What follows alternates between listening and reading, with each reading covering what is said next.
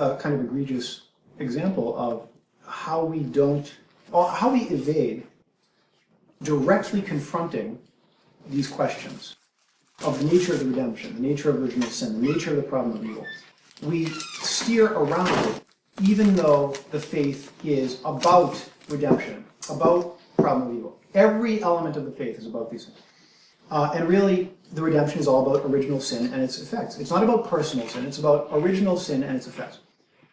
Personal sin is just a small aspect of it. Now, look at one of our most celebrated teachers of the faith. This is not a criticism of him, this is a general point that is provable just by looking at it. Father Barron created the Catholicism series of videos. Very well done, a lot of effort went into that.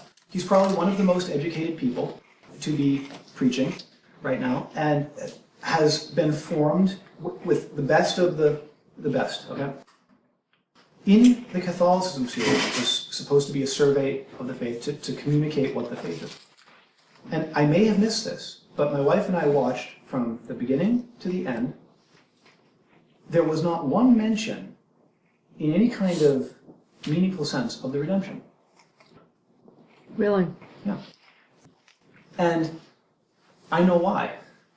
Because we can't talk about it without looking like idiots. Because we don't have any way of explaining it in response to even the most basic question from a confirmation student, much less the world at large. And Father Barron is trying to buoy up the image of the church. Right. Because it's a sullied image right now. So we're presenting what's credible. And so, all right, Jesus was historical. We have good reason he claimed to be divine. Now he's either insane or lying or divine. This is true. But it's periphery. It's not important to the gospel. It doesn't talk about what the problem is, suffering, death, and sin. It doesn't talk about what the solution is, the redemption, the incarnation, suffering, death, resurrection of Christ, and ascension. How does what Christ did solve the problem of sin, suffering, death, and the kingdom of Satan? We don't talk about it on purpose because we have cartoonish caricatures as our best concepts. And they are eminently vulnerable to the types of questions that people ask. And smart people who are doing this work of preaching and teaching know that. And so they steer clear of it because it's not credible. We cannot explain rationally what we're talking about. What we know interiorly, we're devout. Father Barron believes in the redemption, of course. Of course. I'm sure he prays, but he can't teach what he knows. So, we're gagged, right? With this model, we're not gagged anymore because it makes good sense to even the most ardent skeptic. You're against suffering, you think the world's unfair, God feels the same way. Here's how we fixed it, okay? And the how we fixed it is not God the Father's wrath was appeased by torturing his Son. No. Rather, he made it so that from the point of a suffering and dying person can't be doing the will of God, okay? He made it so that a suffering and dying person could be doing the will of God, and God didn't change his standard of hating suffering. So he was entirely against evil the whole time, always himself, didn't change. He brought us from being alienated to being one with him, and now we're safe. But if we don't know that suffering is the problem, if we think it's just sin and not death and suffering, it's not the complete gospel. And it wasn't that way in the early church. They knew that the problem was suffering, death, and sin, all three. All things pertaining to death. Sin and suffering are, really like little children of death. And not being able to close that loop in that, to bring it full circle, if you will, would you tie that to we have a dangerous slide right now, and that people are starting, just the sheer doubt is going up that God even exists. Would you say, would you tie that, our lack of ability to close the circle on that, to people starting to draw once again another disordered conclusion that God doesn't even exist? Sure.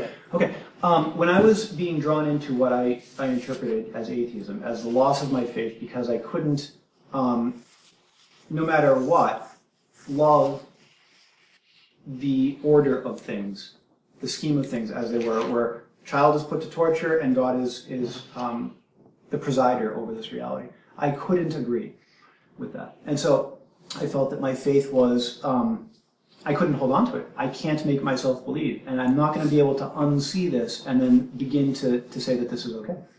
So, faith slipping away. Okay, in the experience where I realize, or the Lord shows me, that my hatred of these evils is the same as his, that we're together in this, it was like he was an atheist with reference to himself. Okay? Meaning that the thing that I called God, he was an atheist about. Okay? And he was totally on the side of the critics of that idol. That was not God. What I had was something less. And it was deeply less. It was, the equivalent of a pagan deity who loved evil in some measure, who wasn't as good as the best man. Let's put it that way. There you go. Okay? Whereas God is better than anything that we can imagine. Really, and that's not just a way of saying, well, he's really not as good as we would want, but that not goodness is really goodness, and my impression of goodness is really just a mistake. No, we're on the same continuum. We're in the image of God. Okay? Good is good. We don't know what he has in store for us. Eye has not seen, but it's better than what we hope for. It's not less. So, now, therefore, what does that mean to close the circle? The thing that the people are being seduced from isn't God. Right? In some cases, it is. Okay? Like sin is still sin, and people want to be free to sin sometimes. Okay? There's still immorality. I'm talking about people who are well-intentioned, goodwill. They want truth. Okay, generally everybody does, but I'm narrowing the category here. Goodwill, I want the truth, and I don't find it here in religion. These questions are too much, and I'm not seeing any kind of answers that make sense. That person is taking a step towards God, not away from. Even if they stop their religious practice for a time, but they continue to seek truth, right? If they continue on the trail of truth, that is a godly thing. Wherever they end up, as long as they're honestly seeking what's real, that's the holiest thing that they could be doing. It would be really unholy if they shut off that pursuit of truth in favor of, out of fear, conforming to a religious threat. That's right. Now, therefore, it is not the crisis that we think it is. It is actually an invitation to really put forth the good news as Christ gave it to us. Now, we don't have the tools to do that right now because the things that worked before are now outmoded and obsolete. We need to be able to explain these things in a pure way that doesn't compromise truth with lies or good with evil. And the Pope knows this and is looking for a way to do it. Or he has to be really good. And we can't love a God who isn't. We can fear a God who isn't and go along with a religion. But we cannot love fully a God who isn't. Why? Because we're made in his image and we cannot really accept injustice as being okay. We can convince ourselves, but really when it comes down to it, when we experience injustice, the whole thing will go out the window, just like it did for C.S. Lewis. That's right. Suffering is God's megaphone. He's teaching us how to be more like him. And then his wife dies, and he says, we're all just rats in a lab. That's right. Go away. Don't give me this religious nonsense. Right? Why does that happen? It's not the emotional versus intellectual problem of evil. There's one problem of evil, and there's the mistake that God's view of it is different than our view of it. As if he's somehow for it, and we're against it. Exactly. He's not for it. He's against it more than we are. So, with that, the picture became complete. And then the answer to the problem of evil became clear. How do we explain why the world is the way it is and what God is doing about it in a way that answers all of the current questions without leaving anything dangling? And that's there. In He, in essence, as you said, he is the existence of everything that is against it. Yeah. Yeah, there's no... Everything that's against the evil is everything that exists in God. Yes. Yeah. So, and he's everything that you love already. That's our message to the world. If you love truth and you love beauty and you love goodness, God is everything that you love. There's nothing in him that you don't love already if you love the good. Nothing. And the devil has divided good against good and truth against truth. So we think that by holding on to a truth, we have to exclude another truth. By holding on to a good, we have to exclude another good. God is for all the truth and all the good. All He's created either or fallacy across everything. And isn't that the very thing that we say? The basic lie, God isn't really good. And so everything follows from that. So this basic division, and now we have liberal versus conservative, communist versus capitalist. Instead of one holy Catholic, and it's all nonsense. I fully accept all the good things that the liberals are trying to hold, and I fully accept all the good things. Now, everything that attracts a liberal to being a liberal, okay, I accept. Everything that attracts a conservative to be a conservative, I accept. Everything that attracts an atheist to be an atheist, I accept. Everything that attracts someone who wants to live a religious life, I accept. Everything that attracts someone who wants to live a married life, I accept. Now, we don't have to deny any good.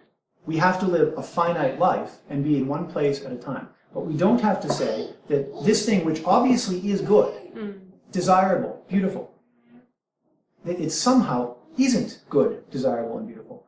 The thing that makes an atheist, apart from other considerations like wanting a license to sin, which I think is actually quite rare, the thing that drives an atheist like Christopher Hitchens is love of justice, right? And that has to be preserved, not muted.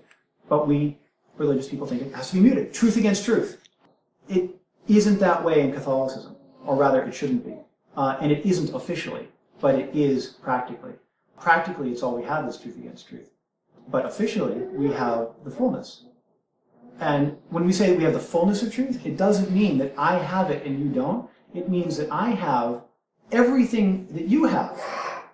But what I have fits into what you have in a way that you would like. If only you knew. You don't have to give up what you think you have to give up in order to accept what I'm saying. You just have to turn up the volume on what you have and see that it's been incomplete. Really, here's something that's kind of wild and edgy. Something that's wild. Look at it this way. Look at it this way. God, and this will seem like it's irreligious. God wanted everyone to be able to have sex on the first date. How do I know that? How do I know that? Because easiness of relationship and access to awesome things is his will. Now, the world is broken. It's really not a good idea to behave that way. Why? Because you'll end up with the wrong person. There are consequences that you're not prepared for, namely evils. Okay? If there were no evil, he wants that kind of ease of relationship that is simple and just like, you show up to the party and there's the girl and you both know that that's your wife and that's your husband. And there's no rigmarole, there's no discernment process. Are you kidding me? There's no having to think and wonder. It's just boom, there. I know and you know, okay, now we're married. Right? Okay, that's his will. Now, when we talk about chastity and, behavior in the moral sphere with regard to these questions, do we retain that sense of who he is and what he wanted and how far afield we are in the actual state of affairs it obtains? It's like, okay, what we have now in terms of marriage and how it goes and how we prepare for it and how we think of it is to real marriage, according to God's intent, as what chemotherapy is to genuine health. Okay? It's that far gone. Now, we don't know that. We think that God actually likes all the difficulty of being chaste. No. You want it to be easy. So, what are the people who refuse to listen to that, to the chastity theory? Okay? What are they doing? Are they just doing evil? No. They're trying to hold on to the good that they know. They want the world to be such that they have open access to awesome things. And they don't want to suffer more than they're already suffering because it's quite enough, thank you. So it's different than what we think. They're everyone's looking for the same thing.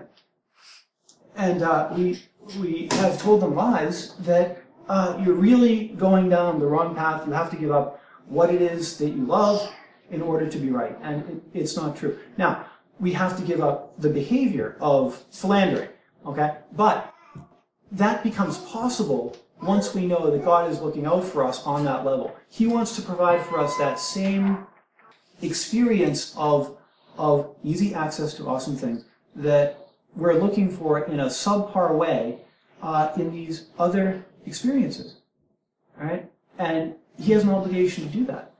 So if they knew that God was on their side in what they loved, then they could say yes, but they have to say no because they think that he's against them. They think that he's trying to kill them. And we confirm that with our message. And our message isn't his message. Though his message is still there in the deposit of faith, we just have to look at it. That's why he was with who he was with. You know, the first people to receive the gospel were the prostitutes, the tax collectors, the lepers. It was all the people that had been rejected by everyone. And they were the first ones to get, oh, you're with us. And they were the first people, and some of the only people to understand. Yeah. What was he saying? And what are we saying? Well, it's interesting. It's provocative because, you know, you look at the world and exactly where that whole example is that everyone is trying to achieve that goodness in a totally disordered way. Like the whole culture is going toward, sex on the first date, like because they're looking for that good, but they're not doing it in the right way. Yeah. Well, yeah, but we're not giving them something better either. We don't even understand what they're going for is good. We say it's bad. We say it's evil in itself. It's not. They're attaching themselves to something that is genuinely good and beautiful and God is defending. Okay? And they're never being asked to give up that good. They're only being asked to complete it. Okay? And to not set their hearts on something that's guaranteed to fail them. But to not let go of something that's really good. And in fact, that's what I had done in my religious practice, and I was utterly stunned when God was doing the opposite. Like, if he's glorifying me, and I'm spending my life trying to be low, like, literally, like, injuring the parts of my brain that would process glory from sheer atrophy, okay? Like, lower, don't think that. When God starts glorifying me, what do? It just doesn't fit. But really, the doctors of the church talk about it as being the gospel, is that he brings us into his own life.